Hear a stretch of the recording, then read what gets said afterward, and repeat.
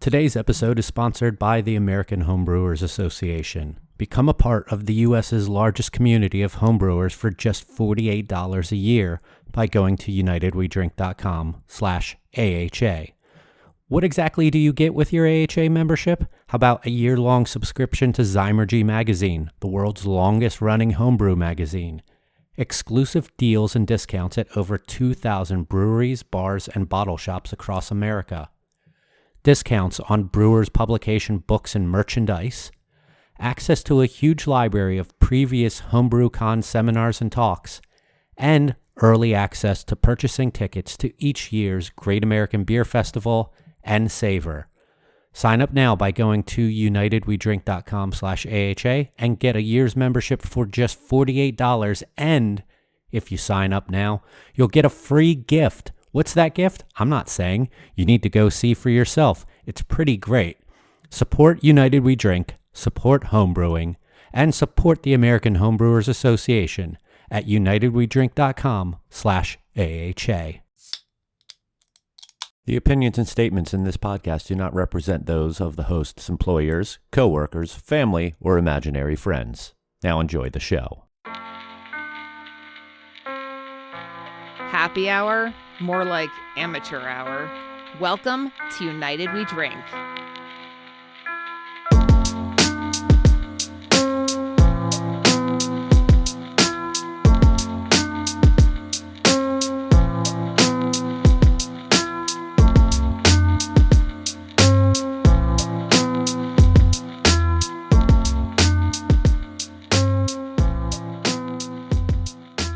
What's up, everyone? Welcome to a very special mini nano Thanksgiving holiday episode of United We Drink.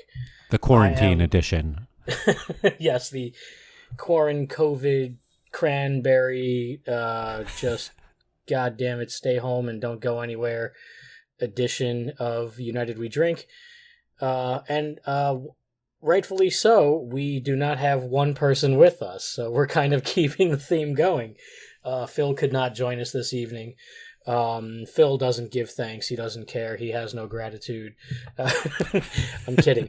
Phil couldn't join us tonight, but I am here with my co-host, my friend, my colleague.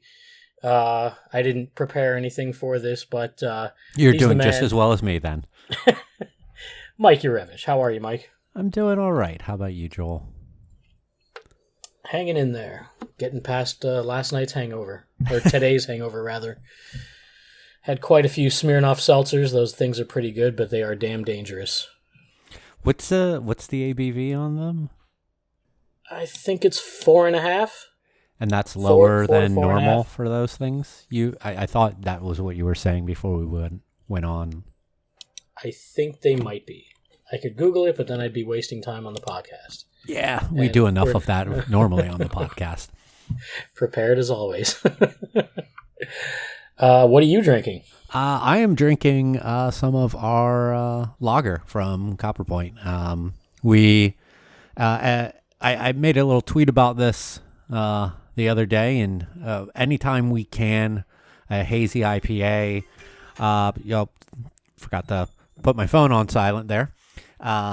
Anytime we can up a hazy IPA, we like to dial the line in by using our lager, so that we don't waste we waste as little of the hazy as we need to, because our yields are so much less on those beers. So we hook up to one of our 40 barrel brights that we have our lager in, and we'll run usually a couple cases worth of kind of lowish filled tall boys of our lager, and those are free to the employees to take home. So grabbed a 6-pack of just blank lager tall boys to bring home over the weekend, and it's kind of nice to drink a 16-ounce can of just an amber lager. I saw you mention that the other day, and I meant to ask you about that because I've never really noticed anyone doing that before. At least they haven't openly admitted it. Yeah, I just hopefully I'm not remember. saying something that I shouldn't, but like I don't see why my boss would care about something like that. I think he'd be pretty proud to say like, yeah, we don't dump a whole lot of our hazy IPA down the drain trying to tune in the line. Well, it's like Jason Thompson from Calusa said in the last episode. The information sharing helps us all. So I found that really interesting, and I was going to ask, do you guys just kind of have lager always on standby like that? I mean, it's one of our flagship beers, so we tend to usually have 3 FVs full of lager at any given time because of the long conditioning time, 2 months minimum. And then usually, I mean, you might go down to 2 when we transfer one into a bright and then fill it back up usually the following week with another brew. Yeah, we normally have a bright filled with it and 2 to 3 FVs filled with it at any given time. So we're not going through a terrible lot of beer. We don't clear a bright in a day all too often. Actually, we did clear the hazy in a day because we ran the cans and then immediately did the kegs. But for our 40-barrel batches, especially of lager, like it'll sit in the bright maybe for a week or two, and we'll run the cans off of it and then keg off of it as we need for orders or for the tap room. And yeah. What about, are there any hybrid cans once you swap over to the IPA, or is that just kind of get dumped, as it comes in? That kind of gets dumped. You just run it through and just through the fill heads until you start getting the real beer through. And yeah, we did one time can off of that we used our Pilsner as the tune-up beer and then went to a hazy after that. And we had some cans that were Pilsner, some that were the hazy, and some that were kind of a blend of them. And we didn't have any labels on them. So it was kind of like when you just have a case full of bright cans, just in a case, and you're grabbing them to take home, you were like, all right, we'll see which ones I got. And it was surprising a few times when I got home. I'm like, all right, please be lager. Please be lager. Oh, no, that's IPA. I would love to pull off like a half hazy, half lager right off the line and just see how that tastes. It's got to be just weird and interesting. Yeah. Because you've got that, people don't like to hear this, but the quote unquote caramel backbone of the lager, along with the haze, which, typically those styles don't have that in it purposely. Yeah. Or really any IPAs these days. Yeah. I gotta imagine it's a pretty wild flavor there. What are you drinking? Or are you still recovering to where you're only having seltzer water? Yeah, I've got some vintage Polar 100% natural seltzer, cranberry. I don't know what 100% natural seltzer means. It's not like they pulled it out of a lake and carbonated it. Cranberry lime, kind of my go-to flavor. Polar's buy one get one free this week. God bless Publix. Yeah, I picked up. I'm not normally a Polar fan, but I saw that when I was at the store yesterday and they only had one flavor left. And it was the blood orange lemonade. And I've been a fan of the lemonade ones before that I've had at our friend of the show, Kevin's house.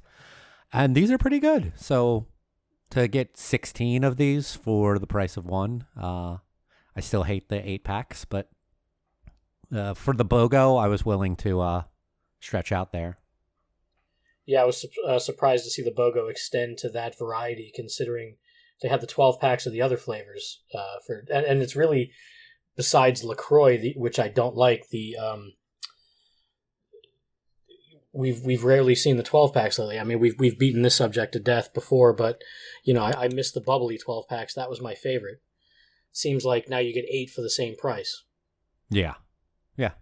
We did talk about that subject once ad nauseum. So, but you reached out to us earlier this week or earlier last week about wanting to do a little episode about what we're thankful for and all of that, and I was down for it. And what do you want to talk about? Well, the reason this came about was not only just because it's Thanksgiving week, because, it's important to be thankful and everything, but, people have heard us talk about mental health and stuff on here before, and this year has just been an absolute trash fire from top to bottom. A lot of people are hurting. A lot of people are out of work, out of money, out of patience, out of out of everything. And, so many changes this year, the pandemic.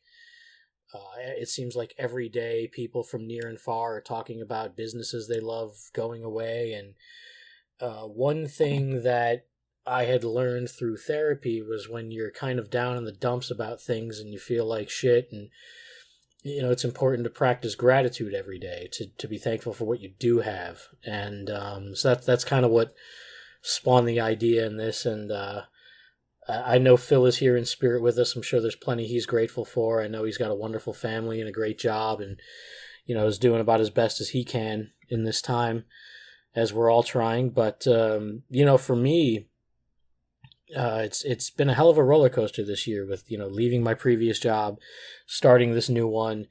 And first off, I'm just thankful to be working, thankful to still be brewing beer and having some creative control and having some fun, and not just having to either not work or pick up some sort of work that doesn't interest me just to collect a paycheck and fill the time. I'm really grateful to still be brewing. I guess you could say I'm relatively healthy. I've probably gained back all my weight loss in the past year or so, but could be a lot worse. And really thankful for a lot of other people. I think they're the ones who really keep me going. To get several job offers during the pandemic was just overwhelming to begin with. And, not many people could be as fortunate to say so. So I'm truly grateful to those who reached out to me. And, when they found out I had quit my last brewery and offered me some work. I thought I would just kind of list off a few people from, near and far that I appreciate and really make me want to be a better person. I think we'd start with Anya Carter, Black Zag from Twitter. She's awesome. I loved her Bitter Units episode with her candor and honesty. I think that, that kind of thing is sorely lacking. Great episode. And, yeah. Please really go listen to that if you haven't. Yeah, and I can't wait to get her on the podcast. Like I've said before, we have this thing that I like to call the hashtag craft beer circle jerk, where everyone is just kind of blowing smoke up each other's asses. And this is a Follow Friday from back in the day. Yeah. Well, there's just this overall thing in beer sometimes that feels like we're just not being totally honest with each other. I mean, I would dare to say that there are probably several breweries out there in business simply because certain people didn't want to tell a guy or whoever, your homebrew's not that great. They kind of, like I've always likened it to American Idol, when those first few episodes where the horrible people put on an awful performance and the judges were like, what the fuck were you thinking? And they're like, well, everyone tells me I'm a good singer. And they're like, no, you're not. So, it feels like oftentimes there are people who might have been not totally honest with themselves or have other people honest with them, and then they open a not so great brewery. And there's not many of those, but I think I've encountered a couple. But Anya's and so many other people's honesty when it comes to what things are really like in this business is so truly refreshing, and we just need so much more of it. So props to her. I can't wait to talk to her on here. And, since I mentioned Bitter Units, those guys, I think you, me, and Phil have all been on the show now. And, It's funny, they kind of feel like a cousin podcast, or like it feels like we're affiliated, but we're not. And you had the great idea of maybe a crossover episode that I would love to do with them if they're open to it. Really good guys, fun conversation. Sometimes you'd go on a podcast and it just feels a little awkward, like maybe you don't know each other very well, or you don't know too much about each other, and it's very stiff, and it's just a simple Q&A, and it doesn't really... I felt a little awkward. I had my hairline attacked within the first 2 minutes of the show, and Aaron left the show because he was too drunk. So yeah, Aaron's it was a fun. little awkward, but luckily, like Tim's been a guy who I've followed on Twitter now for a while, and we've conversed on there. But it was nice to actually like talk with him, because he's a guy who I respect in this industry, and I think that he has a really good mind for the industry. I think we share a lot of similar opinions, and I'm happy to have someone like him. Even though, like, I know he's not gainfully employed in this industry, I still consider him a very important part of it. And that they're such a fun show. I'm almost done with the Danner episode. Yeah, I got to get into that one. That's the newest one, right? Yeah. And great segue, because there's Jeremy Danner. I mean, this is someone who I've looked up to for a long time, someone who continually put themselves out there online, putting people in their place, fighting the good fight.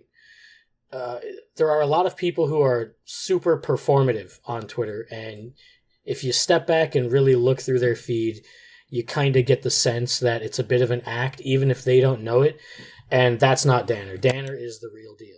I mean, it almost reminds me of the scene in Planes, Trains, and Automobiles. Not that I would liken him to this character, but the John Candy moment when he's like, I'm the real article. I'm the real deal. What you see is what you get.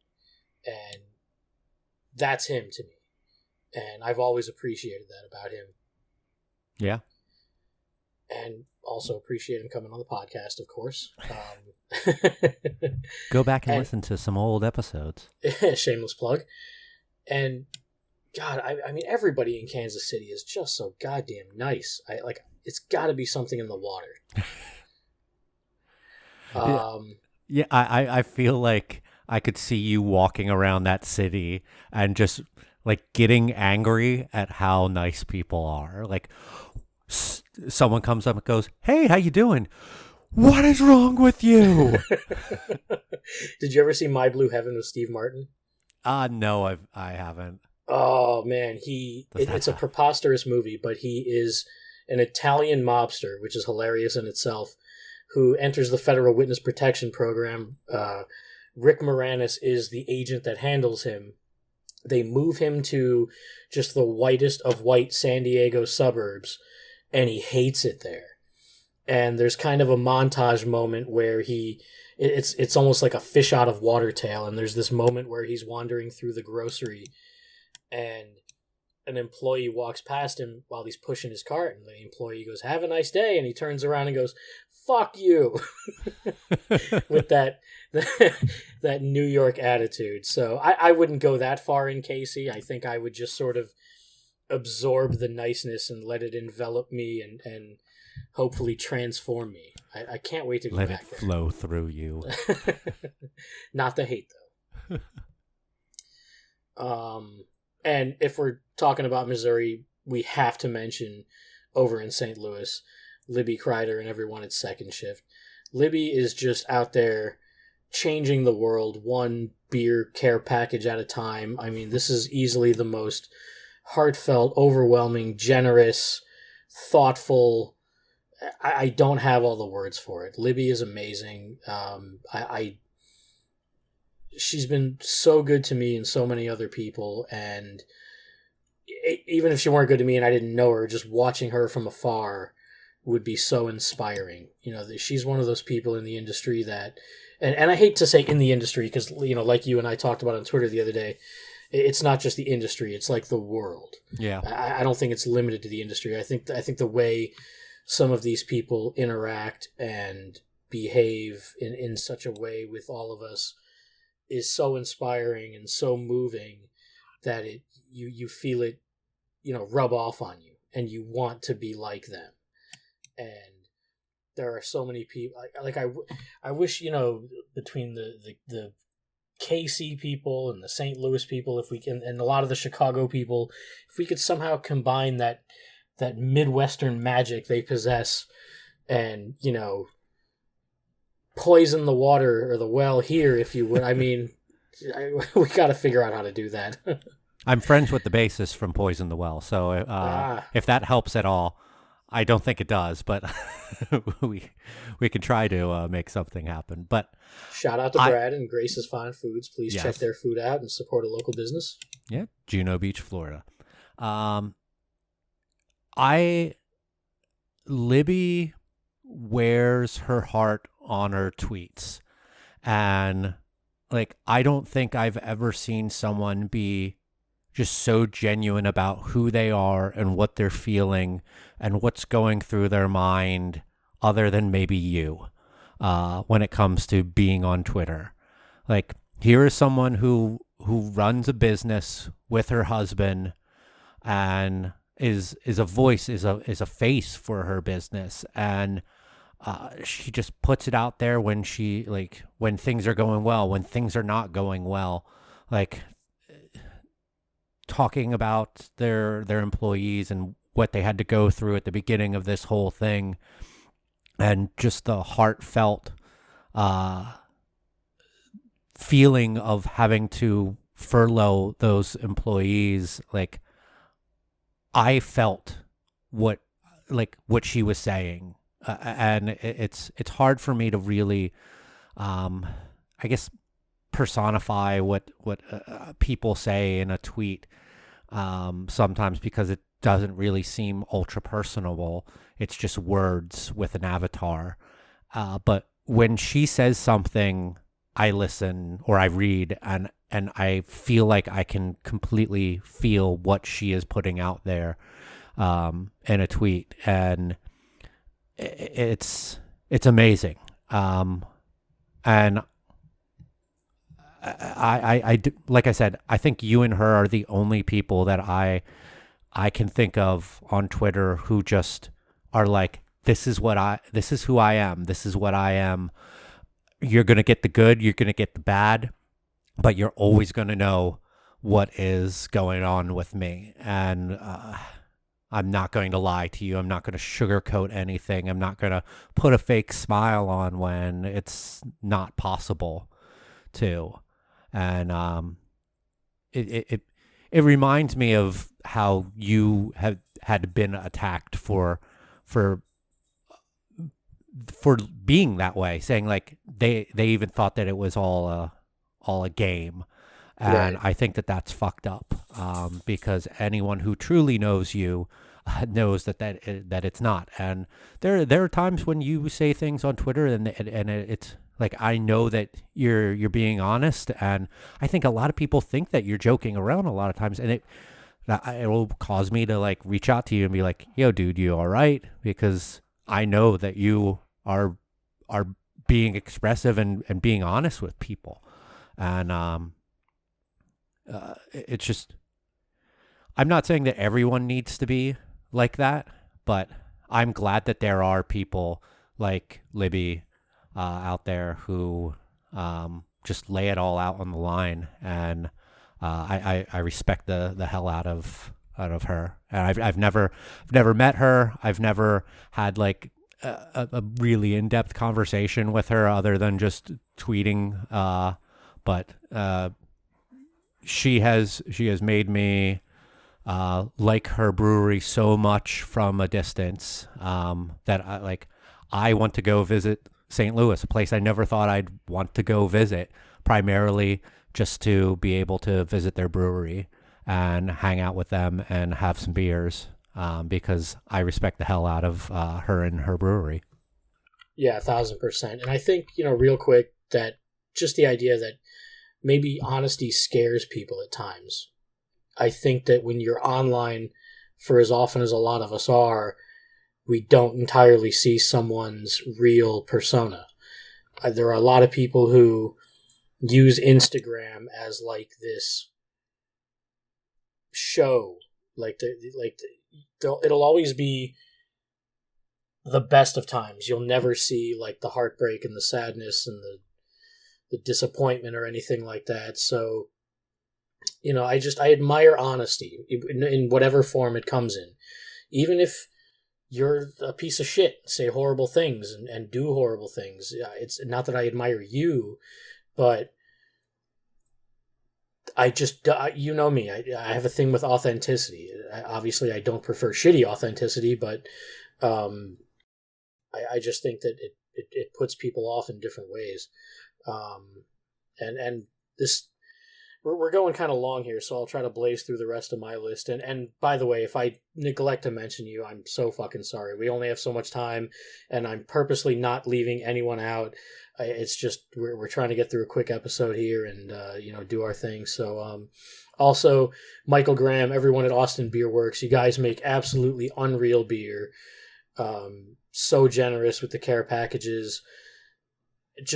And they do incredible charitable work. One of those breweries that you just have to look up to and are at the top of the bucket list in their area.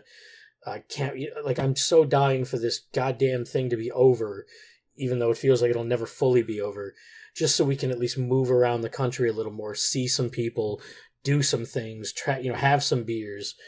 I was just thinking the other day at work, I want to do like a goddamn national hug tour where I just get on a plane after plane after plane and just hug all these amazing people and drink beers with them and just get back to doing what we do. So thank you, Michael, and all of you over there. Keep up the great work. John Carruthers at Revolution. I mean, first of all, just his generosity, his charitability. He's doing Crust Fund Pizza where people are bidding on these tavern-style pizzas in Chicago and sometimes making hundreds of dollars for pizza, which goes to various charities of choice in that particular round of funding. It's one of those things where it's just like, Jesus Christ, I wish I could have thought of something like that. And my brain just gets like sucked inward on itself when I try to think up something like that. And I feel like a fucking garbage person that I just can't sometimes. But it's so inspiring. And I wish more people would come up with stuff like that to do. And also the pizza just looks goddamn amazing. And since we're on Revolution, also Marty Scott over there in the barrel room making amazing beers. Really enjoyed talking with him and hanging with him at Metro last year and continuing to win awards. And for his candor and openness about how they do things in their barrel room and also with their coffee beers. There are some things I learned in one of their Zoom meetings during this pandemic that will help me improve my coffee beer, and I can't wait to apply some of that stuff. And also helped me in a meeting I had the other day with a coffee roaster to potentially do some coffee beer. So really appreciate the information sharing and another place I can't wait to get back to. Loved it over there. And Kristen Labarge, Flashback Brewing, totally amazing, wonderful, generous, thoughtful person. I don't entirely know if she wants me talking about something she did recently, not just for me, but for another charitable cause. But I will say, if you're in her area, please support. What's that area? New York. I don't remember exactly where in New York. But I'm sure anyone listening can Google that. But I mean, just incredibly thoughtful and Watertown, New York. Truly, Watertown. That's correct. Just truly wonderful and incredible and thoughtful and overwhelming and inspiring. So thank you. I'm going to try to leave it there. I could go on all day really, and I apologize for anyone that I may have forgotten. Anything you want to get into, Mike? I mean, mine are probably just the general, I'm thankful for having a job through this entire thing at Copper Point, and I can't thank them enough for keeping me on through all of this, and even recently giving me a promotion of sorts with taking on the responsibility of handling their social media and trying to create a voice and an identity with our company. And like so far everything seems to be working out pretty well. I've received a number of great compliments from our owners and from people about the work I've done thus far, and it means a lot to me because I'm putting a lot of work into it while also still being in the brewery full time and trying to do all my work in there. It's like when a transfer starts, like I'm transferring something to the Bright, I'm like, all right, I'm gonna go take a couple quick pictures real quick, or I gotta go schedule out my Instagram post for the day, and trying to fit that stuff in, like fit in another full-time job in while working a full-time job. I mean, I'm thankful for my family, my folks, who have been supportive through all of this, and I haven't gotten to see them much, seen them less than a handful of times probably. And I mean, but thankful for my good friends who I've gotten to see, like you and Phil and Kevin and Adam, great friends of mine who are pretty much the only friends who got invited to my wedding because of the whole COVID thing. And I'm glad that you guys came. And then lastly is my wife. I mean, she has put up with me having this career choice since the day we met.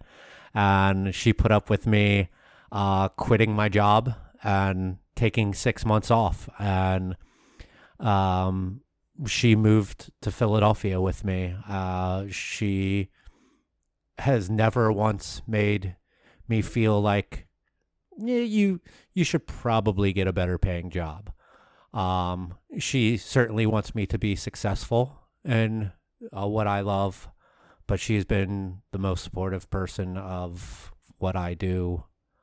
No matter how silly it might seem at times, she's always been there for me, and I'm super thankful for that.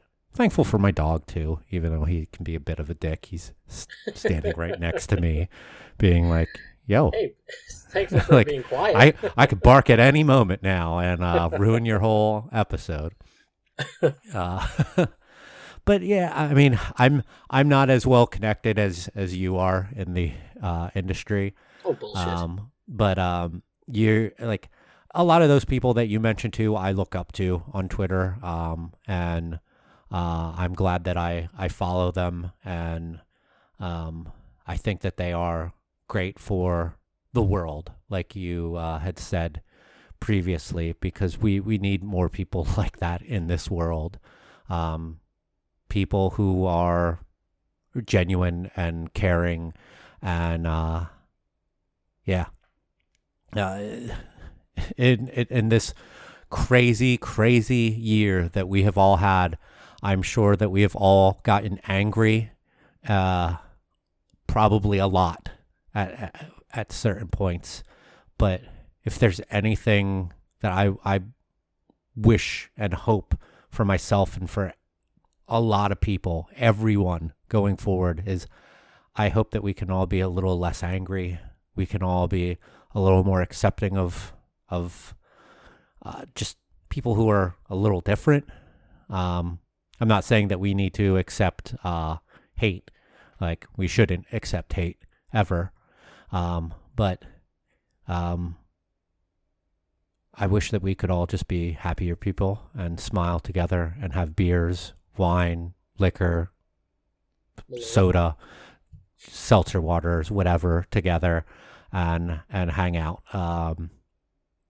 And I can't tell you how much I can't wait until I can get on a fucking plane safely and go somewhere with my wife, with my friends, with my family, and go somewhere that I haven't been before, or that I have been before and have wanted to, because I feel like that I have promised so many people that I want to come and have a beer with them that's like almost every state. um, I have but quite the travel list queued up. yeah. But yeah, I'm thankful of a lot this year. All things considered, with this crazy fucked up year, I got married this year to the love of my life. That's a super high point. It's one of the best days of my life, if not the best day of my life. And yeah, so I'll try to find the good points through a lot of the bad that have happened. But like, we are both still employed, have been employed, and super thankful for that. We have a roof over our head. We're trying to find our own house right now and going through that process. So it's not all bad. And practically everyone in our life has not been affected health-wise by this terrible thing going on in our world. So I'm super fucking thankful of that. So, yeah. So, you know what? Let's move on from being thankful. What are you doing for your Thanksgiving, Joel? What are you making? What are you eating? What are you drinking? Who are you doing it with? Okay, so we are doing a very, very limited family Thanksgiving. Both of my in-laws, who are quarantined to, I don't want to say quarantined to death, but have been doing it smart the entire way. My father-in-law has had some health issues in the past couple of years, so he's been very smart, staying away from everyone, constantly wearing a mask if he's even out front of his house. These are people we know we don't have to worry about in regard to infection or transmitting it or whatever. My sister-in-law as well. So it's just going to be the three of them coming over and joining us here. My mother-in-law is doing the turkey. And I think cranberry sauce. We're going to pretty much do everything else. Whole bunch of side dishes. Kind of the usual Thanksgiving fare, although I noticed some really cool looking recipes for like a savory corn pudding and some interesting biscuits I saw online. So I found a bunch of recipes. I'm going to try to tinker a little and make some cool stuff, and not totally the boring standard, but maybe kick it up a little bit with some neat twists on classic dishes.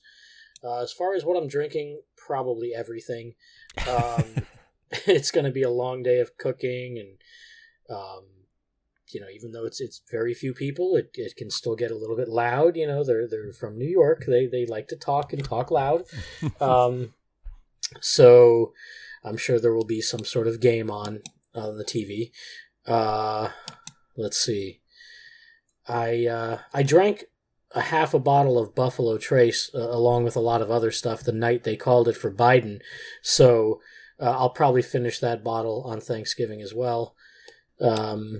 It looks to be just a fun, relaxing, food-filled day as usual, and usually it's a little bit chaotic. I would have to normally split the day with like my side of the family and then her side of the family, but this year it's very low key in one location, one dinner, safe and not, because of we don't have to socially distance. I mean, we're all pretty much in contact with each other and very few other people, so it shouldn't be anything risky. Mm-hmm. How about you? My wife and I are doing our thing by ourselves this year. Her folks wanted to stay safe, and my folks wanted to do the same, and so we are making ourselves a untraditional Thanksgiving dinner. We are making a Jamaican jerk turkey shepherd's pie that we got from Bon Appetit's Thanksgiving issue that came out recently. It looked delicious when we saw it, and that was before we knew that we were going to be doing this by ourselves. And we're like, who knows when we'll ever have the chance to make this? Like, we need to roast a whole turkey for this thing. And then when all of the pieces started falling, we were like, hey, we could do this for ourselves then. So that's what we're gonna do. We wanted a smaller bird, but ended up with a 12-pound bird to make plenty of this. Do some Brussels sprouts. My wife is going to try her hand at making a Milk Bar crack pie. The Milk Bar, the famous bakery from out of New York with Christina Tashi. She makes a rendition, I guess, or inspired by a chess pie called crack pie, or used to be called crack pie. I don't think it's called that anymore. Yeah, you can't say crack. Yeah. You got to find something but she has the equally as Milk addictive, Bar, but not as offensive. Yeah. She has the Milk Bar cookbook, so she's going to try her hand at that. We'll probably have some beers that I get from work. We're also going to be having some Plowman cider from my friends Plowman Farm Cider in Pennsylvania. Had some of their ciders at my wedding, and we joined. They have a quarterly cider club to where they send you like a box of cider every quarter, and this is going to be our first box for them, and it should be here a couple days before Thanksgiving. Looking forward to trying some of the best cider in the world. I highly recommend, if you like nice dry ciders, or if you've never had a good cider, if you've always thought like, oh, they're too sweet, check out Plowman. Plowmancider.com. They ship to every state that allows alcohol to be shipped into them. And you can join one of their clubs, or you can just buy a la carte stuff on their site. I think that they're fantastic. Big shout out to Ben, who he's an awesome dude who I met while I was living in Philadelphia. He has a family fruit business. Like they have the orchards, and it's been in his family for generations. And he decided I want to start making cider with a bunch of these apples that I have. Hired a professional cider maker and truly makes some of the best cider in the entire world. They don't sponsor the show, but plowmancider.com is their website. Please check them out. Please support them if you like good cider. Man, that all sounds amazing. Maybe I'll just skip cooking and come to your place. We got a little space. Yeah, but yeah, good stuff, man. And obviously, I mean, I think it goes without saying, but since you mentioned yours, now I feel obligated to mention mine. You know, of course, my wife for putting up with me. I mean, if you guys follow me online, listen to the podcast, you know she has to be a goddamn saint to put up with my ass. She's a wonderful lady. Yeah. But yeah, so thank you guys for listening, of course. And we appreciate all of you welcoming us into your earbuds and speakers and listening to all the bullshit we say. And we're just going to keep it rolling for you throughout the year. So happy Thanksgiving to you and yours, and we appreciate it. Yeah, we definitely always appreciate all of you listeners out there. It's always crazy when someone new reaches out to us on Twitter or something and really enjoyed the episode. Fuck. I want to then have a conversation with them. How did you find out about us? I want to do 20 questions with them, but yeah, it's much appreciated. I love that we've been able to meet people because of this and make friends off of this show. With other industry people or people who are just fans of beer. I was never really sure if this show would translate well over to just a fan, a drinker, because I feel like we gear a lot of stuff towards industry people, but the fact that there are fans out there who like to kind of see us pull back the curtain a little bit and see what goes on in the minds of people who are just who are pretty much just making one liquid that is a controlled substance and transferring it into other different containers of varying size. It means a lot. Yeah. Thankful for you guys. Yeah. All of you listeners. So from all of us here, including Phil, who is not with us tonight, we appreciate you. We hope you have a happy and healthy, safe, socially distanced Thanksgiving. Be well, be safe, best to you and yours. We're going to get through this shit. Thank you guys. Yes, we will. Happy Thanksgiving. Cheers. Gobble, gobble.